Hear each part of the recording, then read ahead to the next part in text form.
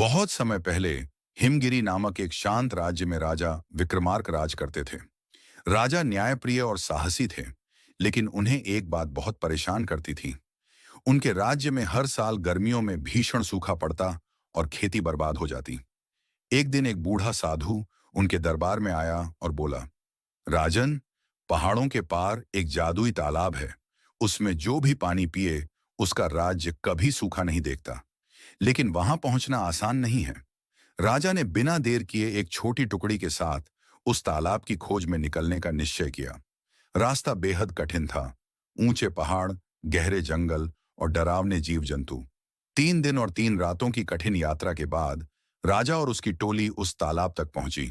लेकिन तालाब के किनारे एक रक्षक नाग था, जो बोला, जो भी यहां से जल लेना चाहता है उसे 3 प्रश्नों का उत्तर देना होगा। नाग ने पहला प्रश्न पूछा, सच्चा राजा कौन? राजा ने जवाब दिया, जो अपने सुख से पहले प्रजा का दुख देखे। दूसरा प्रश्न था, राजा का सबसे बड़ा शत्रु कौन? राजा ने कहा, अहंकार। तीसरा प्रश्न था, अगर तुम्हें अपने राज्य की भलाई के लिए अपना जीवन देना पड़े तो क्या दोगे? राजा ने बिना झिझक कहा, बिल्कुल। नाग मुस्कुराया और जादुई जल लेने की अनुमति दे दी। राजा जल लेकर राज्य लौटा। उसने वह जल पूरे राज्य में बांटा। उस वर्ष न केवल सूखा नहीं पड़ा, बल्कि खेतों में इतनी उपज हुई कि राज्य की संपन्नता चारों ओर फैल गई। तब से हिमगिरी राज्य को जल विजयी राज्य कहा जाने लगा और राजा विक्रमार्क को लोग जलधारी राजा के नाम से याद करने लगे।